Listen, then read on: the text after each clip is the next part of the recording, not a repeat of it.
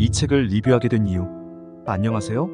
책과 영화를 소개하는 정글북의 주인장 북마존입니다. 오늘은 읽으면서도 참 알쏭달쏭했던 소설을 소개하려고 합니다.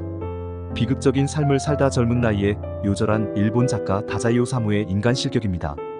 이 책을 리뷰하게 된 이유는 두 가지예요. 첫 번째 이유는 읽으면서도 느낌이 명확하지가 않았어요. 이 책을 3번 읽었거든요. 첫 번째 나서는 와, 작가가 진짜 불행한 인생을 살았네라는 느낌. 두 번째는 작가가 이 험한 세상을 살아가기에는 너무 순수하고 예민한 사람이었다는 생각이 들어서 연민이 생겼어요. 이 상황이라면 매 순간 죽고 싶을 수도 있겠구나 싶더군요. 최근에 3번째로 읽고 난 후에는 갑자기 머릿속으로 여러 사람들이 스쳐 지나가더군요. 우리나라 천재 시인 이상도 떠오르고, 학폭에 시달리다 극단적인 선택을 했던 불쌍한 청소년들도 떠오르고, 군부 독재에 맞서 싸우다 희생된 민주화운동 희생자들도 떠오르더군요. 아, 이래서 이 책을 많은 사람들이 찾았나 싶었어요. 두 번째 이유는 다른 독자들의 감상을 댓글로 듣고 싶어서예요. 다른 독자들은 처음 읽고 작가의 심정에 공감하고 동감했을까? 불쑥 그런 의문이 들었습니다. 사람에 따라 감상 후의 느낌과 공감대 차이가 어마어마할 것 같아요. 성격이 예민하거나 심리적 압박을 심하게 받은 경험이 있거나 남들이 모르는 고생을 극복했거나 작년이 넘은 나이라면 동질감을 느낄 수 있겠지만, 그렇지 않다면 공감을 못할 수도 있다고 예상합니다. 인간 실격은 작가의 인생이 많이 반영되었기 때문에 먼저 그의 인생을 살펴봐야 합니다. 소설 같은 작가의 일생. 다자이 오사무는 필명입니다. 본명은 스시마 슈지로, 1909년 부유한 집안의 11남매 중 10번째로 태어났습니다. 어릴 때부터 조숙했는지 주변 사람들이 모두 가난에 고생하고 있는데, 자신은 고리대금업으로 부를 축적한 집에 태어나 여유롭게 산다는 사실에 평생 부끄러움을 느꼈다고 합니다. 이러한 고통과 죄책감을 해소하고자 대학에 입학한 후 좌익운동에 가담하기도 했지요. 하지만 죽을 때까지 내면의 고통에서 벗어나지 못했고, 이러한 생각은 작품에 그대로 투영됩니다. 1930년 연인 다나베 아스미와 투신 자살을 기도했지만 연인은 죽고 혼자 살아남습니다. 5년 후에는 복막염에 걸려 진통제로 사용하던 파비날 중독으로 고생합니다. 그의 좌익운동 경력이 정치 이력에 방해가 될까 두려워한 큰형과 가족의 주선으로 정신병원에 수용되면서 그의 내적 상처는 더욱 악화됩니다. 1945년 일본이 패망한 후 그의 작품은 당시 방황하던 젊은이들에게 열렬한 지지를 받고 무레파 문학의 대표 작가로 재조명받습니다. 1948년에는 연인 야마자키 도미에와 함께 생후 5번째 자살 기도를 한 끝에 마침내 39살의 나이로 사망했습니다. 대략적으로 봐도 작가가 얼마나 고통스럽고 파멸적인 삶을 살았는지 보이지 않습니까? 주요 줄거리. 인간 실격의 주인공은 요조입니다. 요조의 내면적 고통과 고립감은 시간이 갈수록 깊어지고 작가처럼 평생 자신을 파괴하는 삶을 살아갑니다. 첫 번째 수기에서 요조는 가족들과 학교 친구들과의 소통에 어려움을 겪습니다. 그런 모습을 감추기 위해 광대 역할을 자처합니다. 가족들은 요조를 재미있는 아이로 인정하지만 본인은 끊임없는 고독과 불안에 시달립니다. 두 번째 수기에서는 더 깊은 혼란과 절망으로 빠져드는 요조가 그려집니다. 요조는 평생을 통틀어 유일한 친구가 되는 다케이치를 알게 됩니다. 요조가 다케이치와 친구가 된 이유는 그가 요조의 진정한 모습을 꿰뚫어보기 때문입니다. 고등학교에 가서는 6살 연상 미술학도 호리키를 만납니다.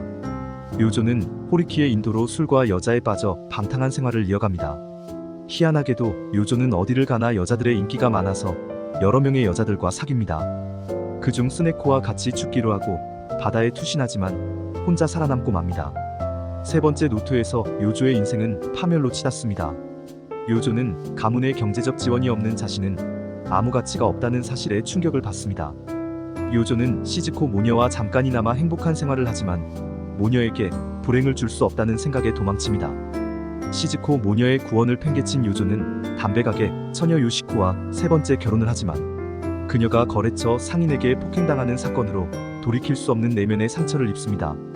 마약에 손을 대고 정신병원을 거친 요조는 스스로를 인간 이하의 존재로 인정합니다.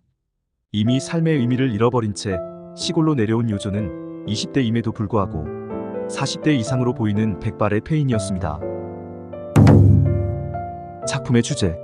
인간 실격의 주제는 인간 소외, 실존적 고뇌, 자아, 상실, 세 가지로 요약될 수 있습니다. 묘조는 어린 시절부터 가족과 사회, 타인으로부터 소외감을 느껴서 내면적 불안을 겪습니다. 거듭된 인간관계의 실패로 요조는 자아방어용 기제로 광대 역할을 자처합니다. 겉과 속이 다른 이중생활은 그를 더욱 고립시키고 인간관계에서 멀어지게 만들 뿐입니다.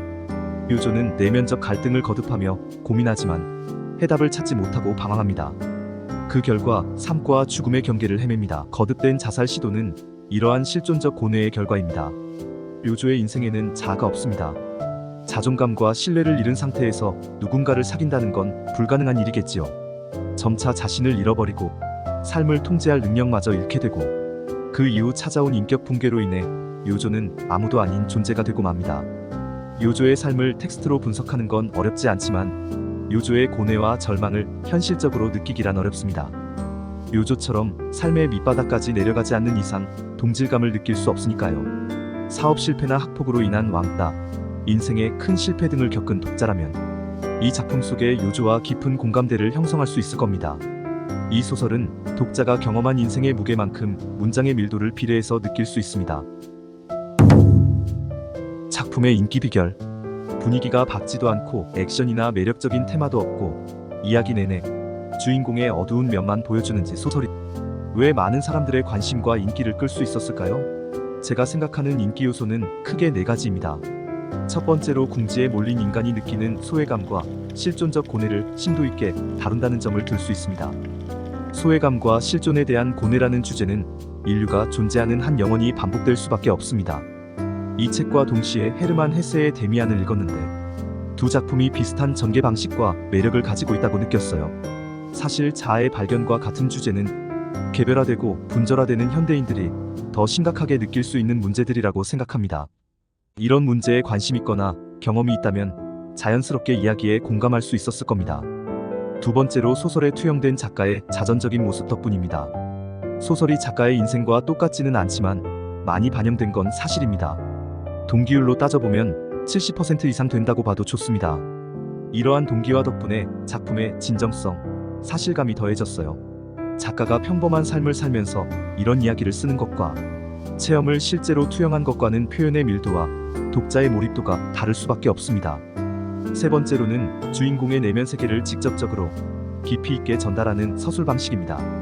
작가는 요조의 관점에서 이야기를 풀어나가는 1인칭 서술 방식을 사용합니다. 독자들은 요조의 시선으로 세상을 바라보면서 그의 생각과 감정을 생생하게 느낄 수 있습니다. 작가도 자신의 경험과 생각을 그대로 넣기에 1인칭 서술 방식이 가장 쉬웠을 것 같습니다. 이러한 방식을 통해 심리적, 철학적 깊이를 한층 높일 수 있었다고 봅니다. 마닐라가 아니라 요조가로 풀어갔다고 가정해보세요. 몰입도가 많이 떨어질 겁니다. 네 번째로는 사회 비판적 요소가 강하게 나타난다는 점입니다. 전쟁 전에는 온갖 미사역으로 전쟁을 독려한 정치가들과 유력 인사들이 항복한 후에는 언제 그랬냐는 듯이 미국에 적극 협조하며 이익만 챙기는 모습에 작가는 큰 충격과 좌절감을 맛보았다고 합니다. 이러한 일본 전후 사회의 모순 속에서 발생한 인간 소외 현상에 대해 작가가 고운 시선을 가질 수는 없었던 거죠. 요조는 부조리한 사회가 개인에게 가하는 압박에 대해 저항하는 인물이자 개인 문제처럼 보이는 현상이 사실은 사회 구조적인 문제에서 생긴 것이라고 비판하는 작가의 분신이었던 거죠. 전후 일본의 젊은 세대였다면 이 책을 읽고 이건 내 이야기구나라고 적극 공감할 수 있었을 거라 봅니다. 오늘날 다자이 오사무의 인간 실격은 20세기 일본 문학의 대표작으로 평가받고 있습니다.